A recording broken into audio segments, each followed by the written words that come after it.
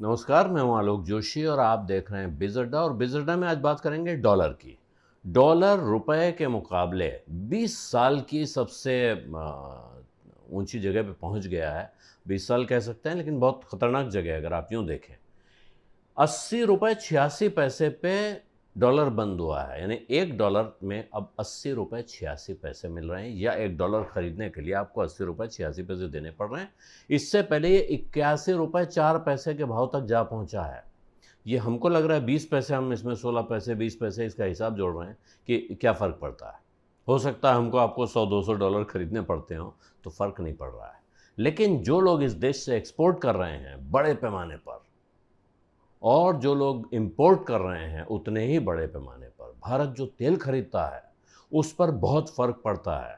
यहाँ एक एक पैसे का फ़र्क जब डॉलर के रेट में आता है, तो उनके बड़ी कंपनियों में सीएफओज़ के दिल की धड़कनें बढ़ जाती हैं कि अब क्या करें। इसीलिए उनको डॉलर हेजिंग करनी पड़ती है, वो फॉरेन करेंसी की हेजिंग करके रखते हैं। इस वक्त आज जो झटका लगा है ये विदेशी मुद्रा बाज़ार में, इसको आप कह सकते हैं कि भारत की करेंसी की कमज़ोरी, इसका कोई कारण नहीं है।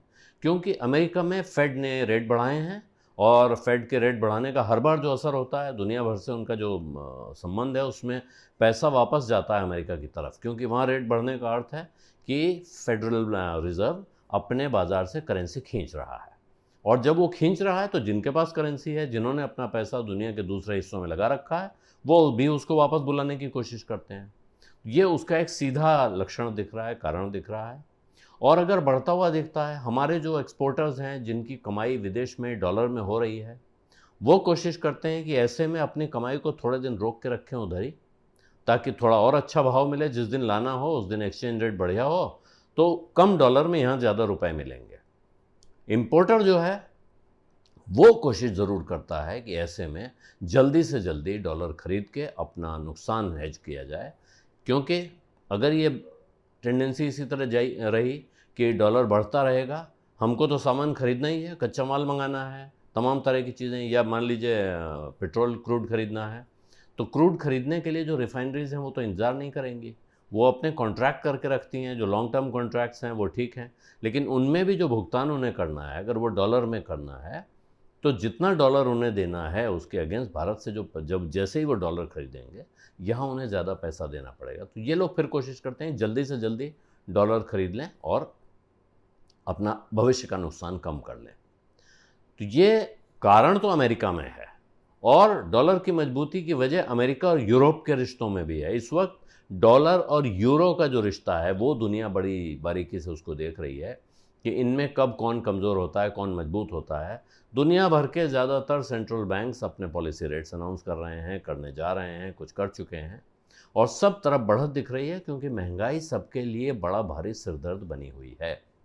लेकिन भारत में क्या भारत के फॉरेन पोर्टफोलियो इन्वेस्टर्स भागेंगे छोड़कर? क्या भारत का शेयर बाज़ार बड़ा झटका खाएगा? क्या अभी रुपए में और कमज़ोरी आएगी? ये आसार हैं, आशंका है। इसका जवाब अगले 1-2 दिनों में मिलेगा।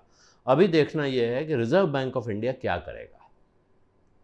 रिज़र्व बैंक ऑफ इंडिया पर सबकी नज़र है, ख़ास तौर पे जो फॉरेन करेंसी में ट्रेड करते हैं उनकी है, क्योंकि उन्हें लगता है ऐसे मौक़ों पे रिज़र्व बैंक बाज़ार में आके कभी जल्दी कभी देर में वो बाज़ार में आता है, डॉलर बेचता है या डॉलर ख़रीदता है, और इस तरह से वो बाज़ार को रेगुलेट करता रहता है। वो डॉलर को कभी, डॉलर और रुपए के संबंध को वो उस तरह से छुट्टा नहीं छोड़ता है जैसे कि आपको उसकी कोई फ़िक्र ना हो। वो एक तरह से नज़र रखता है लगातार कि हाँ ठीक है, लड़के लड़की को मिलने के लिए भेज दिया है, लेकिन एक नज़र रखे हुए हैं कि कहीं गाड़ी लेके बाहर तो नहीं जा रहे हैं। उस अंदाज में रुपए और डॉलर का रिश्ता हमेशा रिज़र्व बैंक की नज़र में रहता है, इस वक्त भी होगा। बाज़ार में जानकारों का मानना यह है कि 2 दिन देखना चाहिए कि क्या आरबीआई कुछ नहीं करता है, और अगर आरबीआई कुछ नहीं करता है, इसका अर्थ ये माना जाएगा कि रिज़र्व बैंक शायद चाहता है कि डॉलर थोड़ा मजबूत हो जाए, रुपया और कमज़ोर हो जाए, जिससे हमारे एक्सपोर्टर्स को मदद मिलेगी, एक्सपोर्ट मार्केट में भारत को मदद मिलेगी। और क्या उसके लाभ रिज़र्व बैंक को दिखते हैं, ये जवाब रिज़र्व बैंक ही दे सकता है।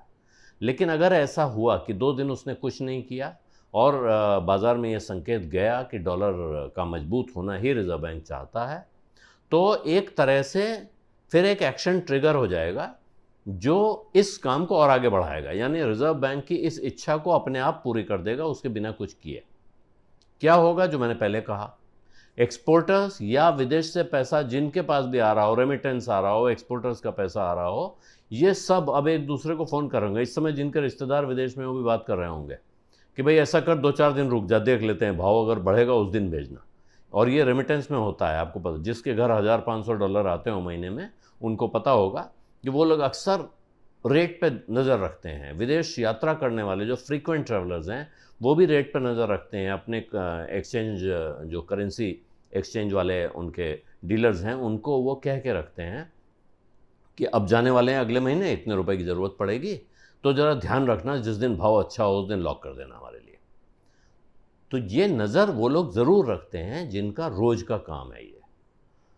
तो एक्सपोर्टर्स या दूसरे लोग जिनको विदेश से पैसा लाना है, वो अपने पैसे को विदेश में अटकाएंगे, कहेंगे भाई रुक जाओ, थोड़ा और बढ़ने दो, जिस दिन बढ़ जाएगा तब फिर मंगाएंगे। और जिनको यहाँ से डॉलर की ज़रूरत है, यानी कुछ सामान खरीदना है, किसी वजह से पैसा बाहर भेजना है, बच्चे पढ़ते हैं उनको पैसा भेजना है, वो आज के दिन, हो सकता है कल ही चले गए हों और फेड के एक्शन के पहले, लेकिन अगर कल जो लोग नहीं गए, रह गए, वो आज ज़रूर फ़ोन करके पूछ रहे होंगे कि क्या करें, लॉक करें? तो ऐसे लोग अगर बढ़ गए और इम्पोर्टर्स बढ़ गए और उन्होंने कहा कि साहब और डॉलर खरीदो, तो डॉलर और महंगा होगा, ज़ाहिर है डिमांड बढ़ेगी और रुपया कमज़ोर होगा।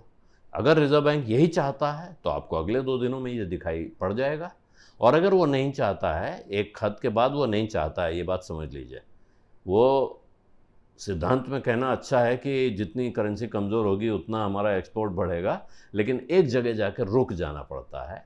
और इसलिए रिज़र्व बैंक कहाँ जाके एक्ट करेगा, कितना एक्ट करेगा, वो कितना इंटरवेंशन मार्केट में करेगा कि वो फिर डॉलर की बढ़त और रुपए की स्लाइड को रोके, ये देखना पड़ेगा।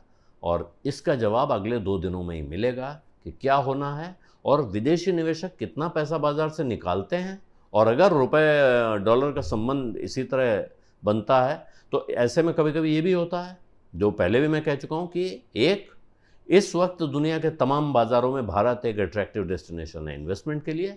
दूसरा, अगर डॉलर महंगा हो जाता है, रुपया कमज़ोर हो जाता है, तो उस लिहाज से भी वो अट्रैक्टिव हो जाता है कि कम डॉलर में यहाँ ज़्यादा शेयर खरीदने को मिलते हैं। तो इसलिए शेयर बाज़ार पर इसका क्या असर होगा, करेंसी बाज़ार पर इसका क्या असर होगा, और अभी रुपए और डॉलर के रिश्ते कैसे रहेंगे, इसका जवाब पाने के लिए कम से कम 2 दिन का इंतज़ार करना पड़ेगा और देखना पड़ेगा कि रिज़र्व बैंक ऑफ इंडिया अब कैसे एक्ट करता है।